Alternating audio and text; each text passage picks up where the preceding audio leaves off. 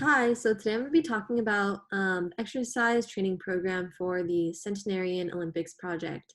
I did my project with Kevin, Colin, Russell, and Tiffany. So our team has 7 team training goals, and these are all goals that we'd like to be able to do comfortably when we reach 100 years old.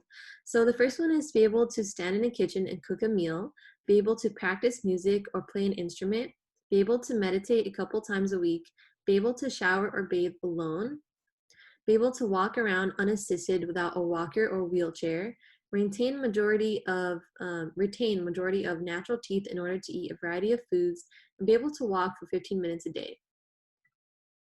So the first thing that I want to do is talk about the aspects of aging and specifically how aging can limit our mobility and our ability to do physical activity when we get older. So muscle mass and fibers decrease as we get older, and this is called muscle atrophy. And that literally means the lessening of muscle tissue as we age. So this will really contribute to a decrease in strength, and you're going to be more susceptible to falls when you're older. And this is because you don't have the muscles to maintain a healthy balance, and you're going to have lower endurance, difficulty moving. And it's because you have less muscle, so you're less strong, and you're not able to maintain that activity, whatever it is that you're doing, for an extended period of time. So here in this picture, you can see that with healthy young adults, you have these type 2 myofibers, but as you age, it states that you get 20 to 50% smaller and you have 30 to 50% fewer myofibers. And these myofibers are skeletal muscle tissue. And type 2 means that they're a fast twitch muscle, which we'll talk about in a little bit. So you can reduce the amount of muscle mass that you lose, and it's seen that there's 2 pathways here, right? So if you have a really lazy lifestyle, a sedentary lifestyle, you're gonna eventually have this significant loss in these muscles. But if you maintain a pretty healthy and active lifestyle, you're gonna have markedly enlarged myofibers, to quote the picture. And we'll talk about how you can do this through our training program. So another aspect of aging is a loss of fast and slow twitch muscle fibers. So your slow twitch muscles, they're not able to produce a lot of strength, but what they can do is they can sustain themselves for a long period of time. So they're more for endurance athletes or people running cross country or like a lot of miles at a time, because they can really like be sustained for a long period of time. And that's what we call the type 1 muscles. Whereas your fast twitch muscles, which are type 2, are able to produce a lot of strength in a very short period of time. So they're used by sprinters and people that lift weights. But as you age, you do lose both of these muscle fibers. And it results in a reduction in lower limb explosive power and a decrease in overall muscle forces. So that's going to really affect our goal of wanting to be able to walk for 15 minutes a day, or even just walking in general, because when you reach 100 and you don't have these muscles, it's going to be a lot harder to do that. So you also have a decline in your VO2 max as you age. And VO2 max is the amount of oxygen that your body can utilize during exercise, specifically like intense exercise. Yeah, so if you have a lower VO2 max, you're not able to take in and use as much oxygen, and that's going to really limit your physical activity, right? Because if you can't take in oxygen and use it to make energy, you can't maintain that activity. So from this graph, we can see that as you age, you have a significantly decreased VO2 max, whether you're a male or female. So there are ways to increase your VO2 max when you're younger, and that'll really help you to maintain a higher VO2 max as you age as well, allowing you to do more physical activity. That'll affect our goals of wanting to walk or even be able to shower and bathe ourselves, because when you're in 100, if you have a really, really low VO2 max, it's going to be hard to do really straining physical activity. Bone density and size also decrease as we age. And this is sometimes due to our body taking in minerals from our bones. Um, we use the minerals from our bones to support other body systems, but that takes away from our bone and bone mass. So as we age, You can see from this picture that your bone growth really stops growing after 30, and then we just start to lose bones at that point. So they get a lot smaller and weaker, and as you age, you're going to be a lot more susceptible to fracturing them. This will affect our goals of wanting to walk again and also just do really any physical activity because there's always that risk of fracture and having weaker bones. Another aspect of aging is neuromuscular system deterioration. So your neuromuscular system is your muscles and the neurons that control, or the nerve cells that control those muscles. So as your neuromuscular system deteriorates, you have a loss of motor cells, which control your movement, and that's going to result in physiological tremors. You see a lot of older people with trembling hands, and they're unable to perform fine motor skills. So it's a lot harder to do things like knitting or even playing an instrument, which is one of our other goals.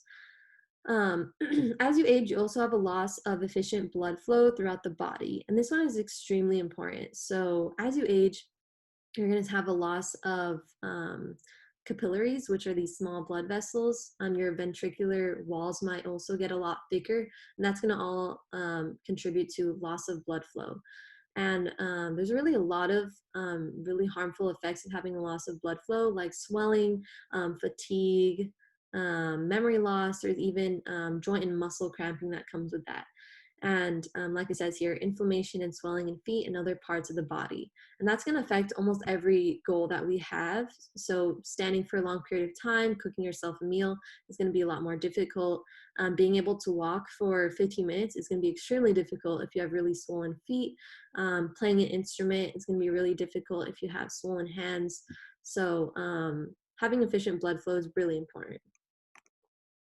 So how can we change our lifestyle to, slow or prolong these aging effects? So the first thing that's really important is avoiding a sedentary lifestyle.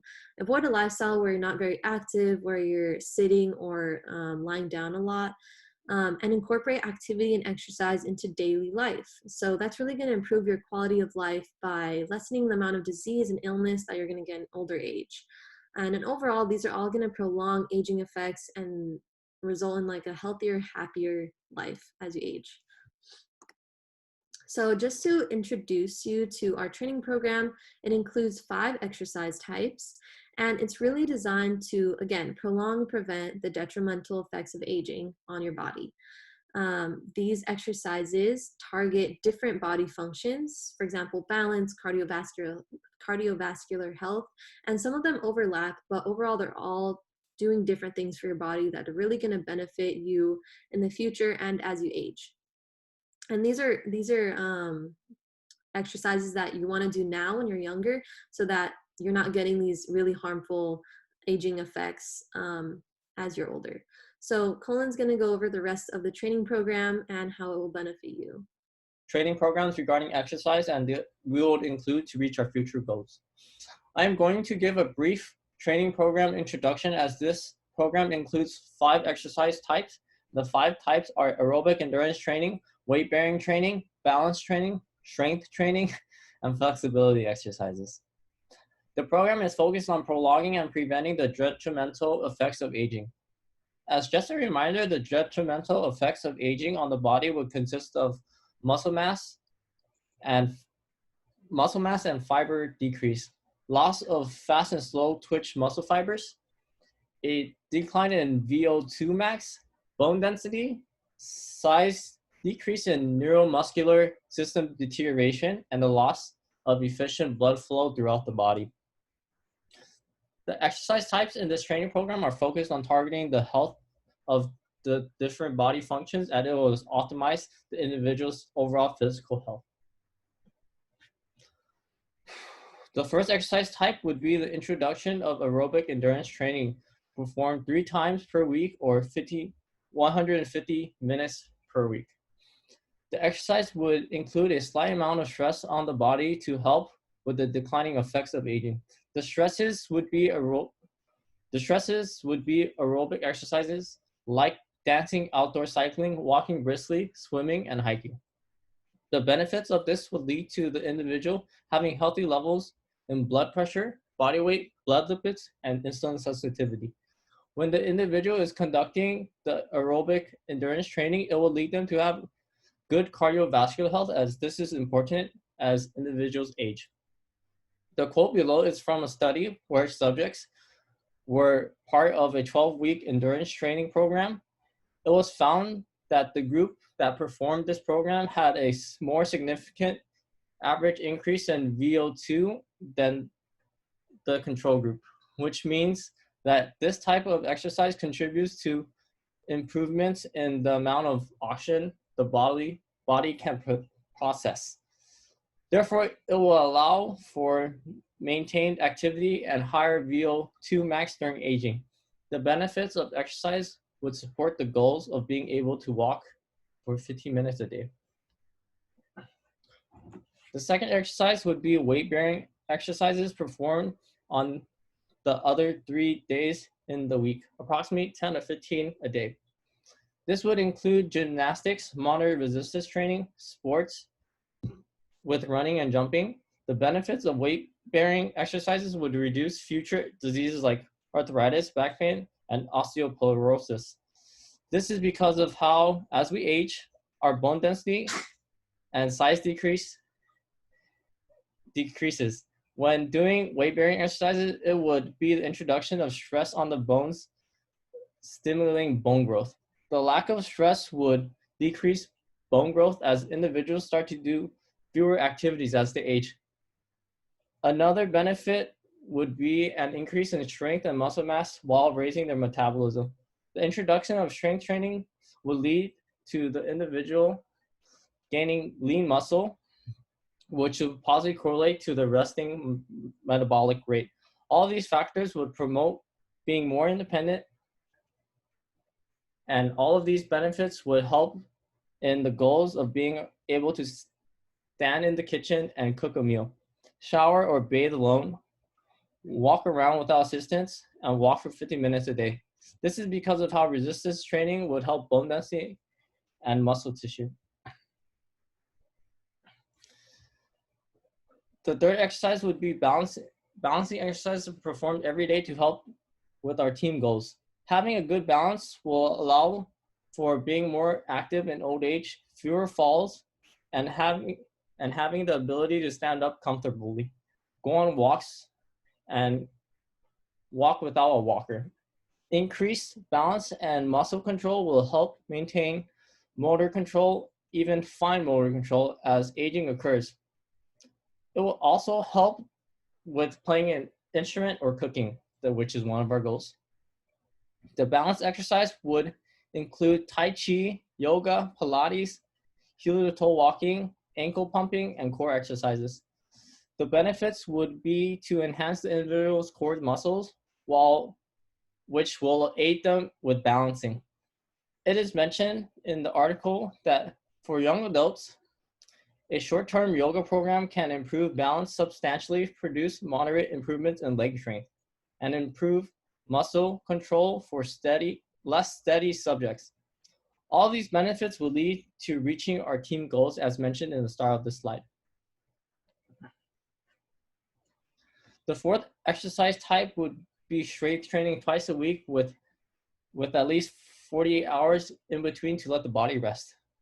The exercise would include calisthenic training like squats, push-ups, lunges, burpees, bench press, deadlifts, and barbell curls. It would be easier to start off with the individual's body weight, then proceed with adding more additional weight to put more stress on the muscle to build more muscle mass. The benefits of these exercises would be to build muscle strength, muscle mass, bone density, and this quote supports the fact that when exercising, it will allow the individual to slow down the effects of aging. It is mentioned in a conducted experiment that subjects in strength training programs increased overall strength by 38.6% and reduced body fat by 3%. With greater muscle mass and strength, you'll be able to more easily take showers alone and take care of yourself at an old age. The last exercise will consist of flexibility exercising performed every day for 20 minutes. The exercising would include cat stretch, chest mobilizers, neck stretches, and yoga. It would be beneficial for the other exercises that the individual would stretch before and after the exercise. The benefits of this would be to reverse tightening of the muscle that will provide fuller range of motion of the muscle, and since they're tensed up from the other workouts. It is mentioned in the article that daily muscle stretching increased blood flow to skeletal muscle during exercise. And with the increase of blood flow in skeletal muscle, it will allow for prevention of swelling, inflammation as aging occurs. And this concludes the training program for exercising. Otherwise,